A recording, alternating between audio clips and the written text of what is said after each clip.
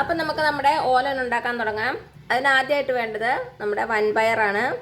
ഇത് ഞാൻ ഒരു 6 മണിക്കൂർ മുമ്പ് വെള്ളത്തിലിട്ട് കുതിർത്ത് വെച്ചതാണ്. ഇപ്പം നന്നായിട്ട് വീർത്ത് വന്നിട്ടുണ്ട്. ഇനി നമുക്കൊരു കുക്കറിലേക്ക് ഇട്ട് കൊടുക്കാം.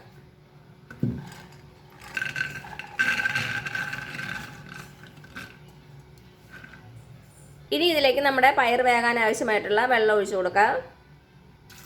നമ്മുടെ പയറിനേക്കഴിഞ്ഞും കൂടുതൽ വെള്ളം പൊങ്ങി കിടക്കണം കേട്ടോ. ഇനി ഇത് മീഡിയം ഫ്ലെയിമിൽ ഒരു 4 വിസിൽ വരുന്നവരേക്കും വേവിക്കണം. അപ്പോഴേക്കും നമ്മുടെ പയർ നന്നായിട്ട് വെന്തിട്ടുണ്ടാവും. അപ്പോൾ ഞാനിത് അടുപ്പിൽ വെച്ചിട്ട് വരാവേ. ഞാൻ മീഡിയം ഫ്ലെയിമിൽ വെച്ച് ഒരു 4 വിസിൽ കഴിഞ്ഞപ്പോൾ ഓഫ് ചെയ്തു. അതിൻ്റെ പ്രഷറൊക്കെ തന്നെ പോയിട്ടുണ്ട്. ഇനി നമുക്കൊന്ന് തുറന്നു നോക്കാം. ഇതാ നമ്മുടെ പയർ നന്നായിട്ട് വെന്തിട്ടുണ്ട്. ഇതിന് നമുക്ക് വേറൊരു പാത്രത്തിലേക്ക് മാറ്റാം. ഇനി നമുക്ക് വേണ്ടത് കുമ്പളങ്ങയാണ്. ഇതൊരു 2 കപ്പോളം ഉണ്ടാകും. ഒരു ഏകദേശം ഒരു 250 ഗ്രാം ഉണ്ടാകും കേട്ടോ.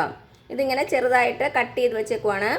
ഇത് നമുക്ക് ഇനി ഈ കുക്കറിലേക്ക് ഇട്ട് കൊടുക്കാം. കുക്കറിൽ അല്ലെങ്കിൽ നമുക്ക് ഡയറക്റ്റ് ആയിട്ട് അടുപ്പിൽ വെച്ച് വേവിക്കാം ഒരു പാത്രത്തിലിട്ട്. പക്ഷെ കുറച്ച് ടൈം എടുക്കും.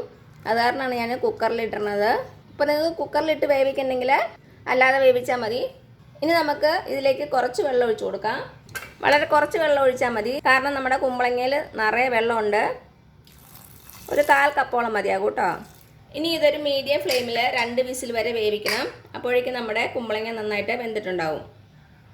ഇനി നമുക്ക് നമ്മുടെ ഓലൻ ഉണ്ടാക്കാൻ തേങ്ങാപ്പാൽ വേണം. 2ാം പാലും വേണം, 1ാം പാലും വേണം. അതിനുവേണ്ടി ഞാനൊരു അരമുറി തേങ്ങ എടുത്തിട്ടുണ്ട്. 2ാം പാൽ നമുക്ക് 1 കപ്പ് ആവശ്യമുണ്ട്. 1ാം പാൽ ഒരു 1/2 കപ്പും. അപ്പോൾ അതിന് വേണ്ടിയിട്ടാണ് ഞാൻ അരമുറി തേങ്ങ എടുത്തേക്കണത്. ഇനി ഇതൊരു മിക്സി ബൗളിലേക്ക് ഇട്ട് കൊടുക്കാം. 1ാം പാൽ എടുക്കാൻ വേണ്ടി നമുക്ക് 1/2 കപ്പ് വെള്ളം ഒഴിച്ചു കൊടുക്കാം. ഇപ്പോൾ 1/2 കപ്പ് വെള്ളം ഒഴിച്ചിട്ടുണ്ട്. ഇനി നന്നായിട്ടൊന്ന് അടിച്ചെടുക്കണം. ഇപ്പം ഞാൻ നമ്മുടെ തേങ്ങ നന്നായിട്ടൊന്ന് അടിച്ചെടുത്തുകൊണ്ട് വന്നിട്ടുണ്ട്. ഇനി ഇത് നമുക്കൊരു സ്ട്രെയിനറിലേക്ക് ഇട്ട് കൊടുക്കാം.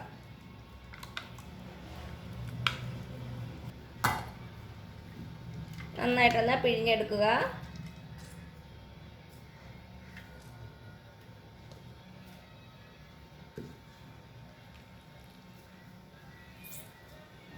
ഈ മിക്സി ബൗളിലേക്ക് തന്നെ നമുക്ക് പിഴിഞ്ഞ തേങ്ങ ഇട്ട് കൊടുക്കാം. ഇനി നമുക്ക് 2ാം പാൽ എടുക്കണ്ടേ.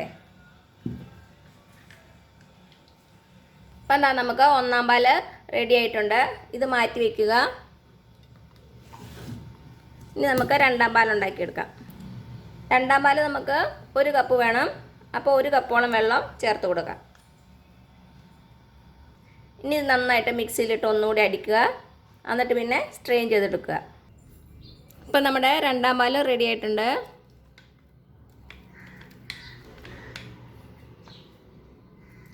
ഇനി ഇത് നന്നായിട്ട് പിഴിഞ്ഞെടുക്കുക.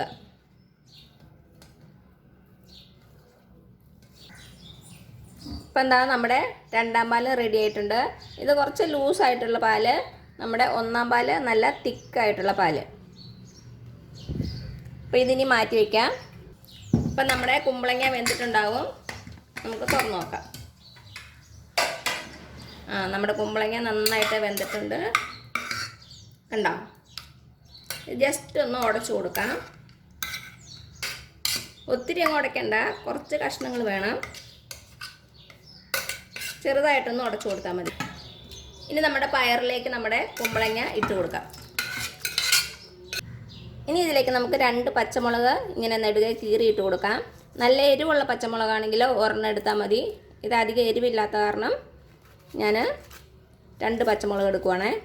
നമ്മുടെ ഓലൻ എന്ന് പറഞ്ഞാൽ ഒത്തിരി എരിവും ഒരു മസാലയൊന്നും ഇല്ലാത്ത ഒരു പാവം കറിയാണ്.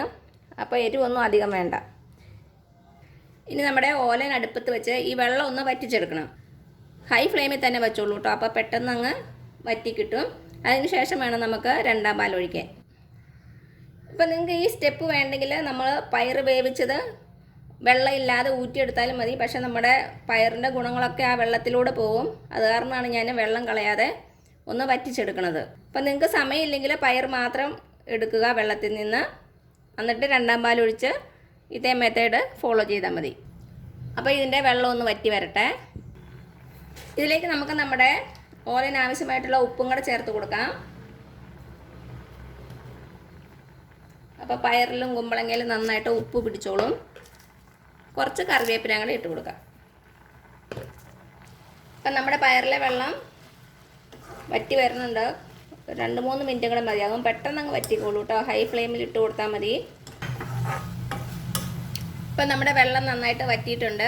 ഇനി ഇതിലേക്ക് നമുക്ക് 1 കപ്പ് രണ്ടാം പാൽ ഒഴിച്ചു കൊടുക്കാം.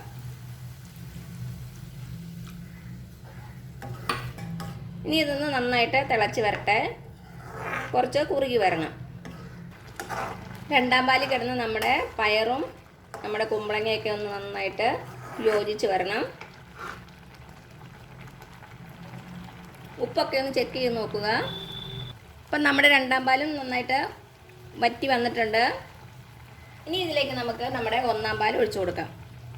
1-ാം പാൽ ഒഴിച്ചു കഴിഞ്ഞാൽ പിന്നെ തിളയ്ക്കണ്ട, അപ്പം തന്നെ ഓഫ് ചെയ്യാം.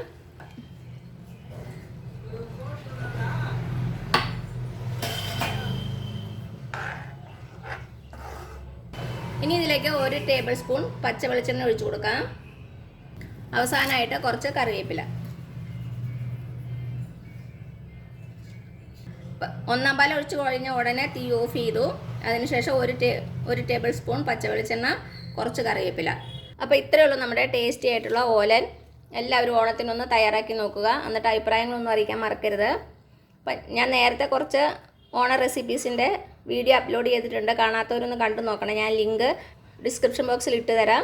അപ്പോൾ ഇനി പുതിയൊരു വീഡിയോ ആയിട്ട് വരുന്നവരേക്കും thank you so much. By.